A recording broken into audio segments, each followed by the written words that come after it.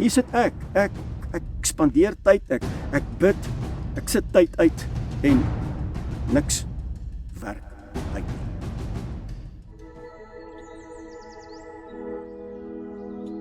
Mense, dis 'n pragtige Woensdagmôre. Ek sit hier by die Koffietydrots. Ek is op die plaas te kuilen en jy's ingeskakel by Koffietyd saam met Frik Weideman. Vanoggend toe ek hier stop by die Koffietydrots en ek kom sit hier en ek spandeer so 'n bietjie tyd met Abba voor ek hierdie opname doen.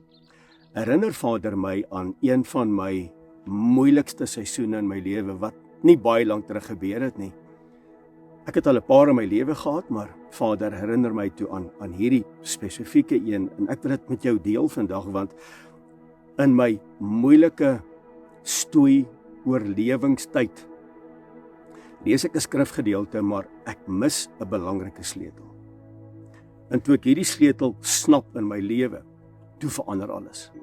Maar in my moeilike situasie het jy mos amper daai tipe van tunnelvisie, nee, jy verstaan nie regtig wat jy lees nie, jy doen dit maar net amper soos 'n marionet, maar ek verstaan nie regtig nie, en toe ek hierdie sleutel snap, en ek pas dit toe in my lewe, toe verander alles.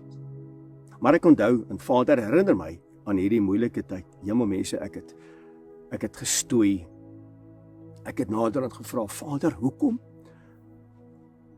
doen U dit aan my?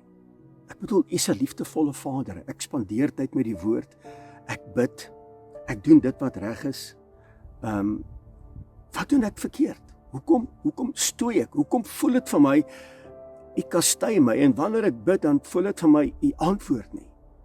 Ek weet nie of jy vandag ook in so 'n situasie is nie.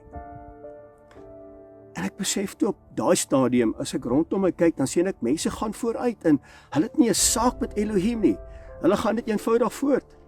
Hier sit ek spandeer tyd, ek bid, ek sit tyd uit, en niks werk uit nie.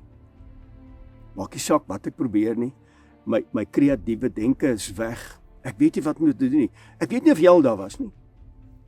Ek bedoel, want toe gaan ek? Vir wie vra ek verraad? Vir wie vra ek om saam met my te bid? Nee, ek kan nie vir mense sê, Frik gaan deur 'n moeilike tyd nie, wie gaan saam met my bid? Wie gaan my glo? Dis moeilik. En dan sê jy alleen. En ek onthou die aand gaan ek in my studeerkamer en ek vra nogal die vraag, Vader, hoekom gaan ek deur hierdie kastyding? Wat wil U vir my wys? Vandag dank ek kan ander mense help wat in dieselfde situasie is, want ek is daardeur, want ek het gesnap wat ek moes gesnap het, wat ek misgelees het. En Vader gee vir my Psalm 34 vers 8. Hoor gij hierso. Hy sê, die engel Jahwe die Almagtige trek 'n laar rondom die wat hom vrees en hy red hulle. En ek lees hierdie gedeelte en ek besef, maar dit beteken eintlik vir my niks. Wat moet ek uit verstaan? En ek hoor in my gees, lees hom weer 'n keer. En ek lees hom weer 'n keer, want ek mis iets. Die engel, Jahwe die Almagtige, trek 'n laar rondom die wat hom vrees en red hulle. En ek besef toe maar, hoekom lees ek hom weer 'n keer? Want ek bedoel, as sy woord sê, hy trek 'n laar rondom ons, hoekom ervaar ek dit nie? Hoekom ervaar ek nie sy beskerming nie? Hoekom is daar nie rigting in my lewe nie? Wat moet ek hieruit lees? En ek mis hierdie sleutel. En toe ek hierdie sleutel raak sien, toe verander alles. En ek besef toe dat, dis nie 'n besoek nie, dis nie net 'n woord nie, hierdie woord praat met my en ek moet beginne shama, ek moet hierdie woord toepas. En ek lees hom weer 'n keer. Nou wil ek dit vir jou lees, wat deur 'n moeilike tyd gaan. Die engel, Jahwe die Almagtige, trek 'n laar rondom, hier is die sleutel, die wat hom vrees, en hy red hulle. En ek besef toe, wow, Vader, die Heilige van Israel, oomblik wanneer ek hom vrees, die oomblik wanneer ek shama, en ek respekteer hom, en ek eer hom vir sy grootheid en sy almag en vir wie hy is, dan kom kamp hy by my. Hy bring my sy beskerming. Hy kom gee vir my 'n posisie. En tydens my storm en my druk, toe ek alleen gevoel het, was ek eintlik nie alleen nie, want sy woord kom sê dit vir my. En eintlik was dit net 'n vormingstyd gewees om beter en sterker te kan staan in die toekomstige storms en seisoene wat dalk ook moeilik gaan wees, en hy berei my voor, maar ek snap dit nie, want ek snap nie die sleutel, die wat hom vrees nie. En hierdie sleutel het ek gemis. Die wat hom vrees, die wat hom eer, die wat hom respekteer, eintlik by implikasie, die wat naby hom leef. En ek besef toe maar, ek het eintlik Vader net gedien vir wat hy vir my kan doen, en nie vir wie hy is nie. En ek het hierdie skrifgedeelte al baie keer gelees, en toe oomblik toe ek dit snap, en ek besef maar, ek kan hom nie dien vir wat hy vir my kan doen nie. Ek moet hom dien vir wie hy is. Hy kom kamp by my. Hy kom beskerm my. Hy gee my rigting. Hy gee my vrede. Hy wys my die pad. Maar ek het hom nie gevrees nie. Ek het op my situasie gefokus. Ek het op my sisteem gefokus. Daai tyd my besigheid. Ek het nie op hom gefokus wat die bron is nie. En die oomblik toe ek besef, ek mis die belangrikste sleutel, die wat hom vrees. Toe begin hy my lewe fast forward. En oor al die jare, dit wat ek gemis het en dit wat ek verloor het, het Vader kom teruggee. Hoor mooi, ver meer as wat ek kon dink, doen of vra. En eintlik wat hy vanmôre vir my en jou wil kom wys hier by koffietyd, ons is bewus van sy hand op ons lewens. En ons ervaar dat hy is rondom ons, net vir die wat hom vrees. Dit beteken vir die wat naby is. So ek wil jou vandag bemoedig, jy wat deur 'n moeilike tyd gaan. Ek wil jy moet bewus word van sy lewe in jou, om jou te beskerm, want hy trek 'n laar van engele rondom die tentwoning van die regverdige, hulle wat hom vrees. So nou wil ek jou uitdaag hier by koffietyd. Leef van nou af, bewustelik, raak bewus daarvan, raak intens betrokke met wie hy is, vrees hom, hy's heilig, want daar's 'n laar rondom jou. Tweedens, iemand hou oor jou wag.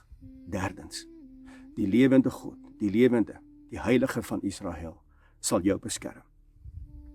So nou wil ek afsluit om vir jou te sê, as hy vir jou is, wie kan dan teen jou wees? En die oomblik, die dag in my moeilikste stoei, my vraag nogal, hoekom kastei u my lewe so? Lees ek hierdie skrifgedeelte raak. Ek lees die skrif, maar ek mis die konteks van die skrif, die belangrikste sleutel, die wat hom vrees. En toe ek dit snap, en my fokus is weg van my omstandighede, dat hy vir my iets moet doen, maar is vir hom belangriker dat ek by hom sal wees. En wanneer ek by hom sal wees, dan sal hy 'n laar van engele stuur om my te beskerm, om by my te kamp, om by my te wees, en hy sal my uitred. En vandag, 2026, op hierdie pragtige woensdagoggend, kan ek met my tong bely, met my mond bely en verklaar. Toe ek dit snap, het hy my lewe kom fast forward. Het hy my lewe kom rig op 'n manier hoe ek nooit gedink het, in my lewe gaan dit moontlik wees nie. Ek het nooit gedink die wee wat Abba my opgesit het, is wee wat bestaan nie. Dit wat in my hart nog nie opgekom het nie, dit wat in my gedagtes nog nie eens posgevat het nie, dit wat ek nog nie eens gehoor of gesien het nie, het met my gebeur. Werklik, ver meer as wat ek kon dink, of vra, het Vader my kom doen. Ewen in my slaap, man, het hy my kom seën, op maniere wat ek nie gedink het, bestaan nie. Net toe ek snap, die belangrikste sleutel, en die wat hom vrees, red hulle. So as jy vandag deur 'n moeilike tyd gaan, en jy voel maar, hoekom gaan ek deur hierdie verskriklike druk gaan? Vir wie bel ek? Vir wie nader ek? Vir wie vra ek? Vir rigting? Wie help my? Ek is alleen. Almal gaan vooruit. Ek ploeter agteruit. Help my. Vir hy skrifgie, Psalm 34 vers 8. Gaan lees hom weer 'n keer en maak dit hierdie keer jou eie. En leef asseblief bewustelik. Hy is met jou. Hy het 'n laar rondom jou. Hy het wag oor jou, hy het by jou kom kamp. En al wat hy vra is, vrees hom, aanbid hom, eer hom, respekteer hom. En jy sal die gevolge sien. Soos wat ek het beleef en ervaar het, so sal jy dit ook beleef en ervaar. Mense, baie dankie. Dankie dat jy vanoggend ingeskakel is by Koffietyd en dankie dat jy my toegelaat het om met jou te kan deel. Wat het met my gebeur in my moeilikste seisoen van my lewe? My naam is Frik Weideman. Dit was lekker om saam met jou 'n koppie koffie te drink. Tot 'n volgende keer. Shalom.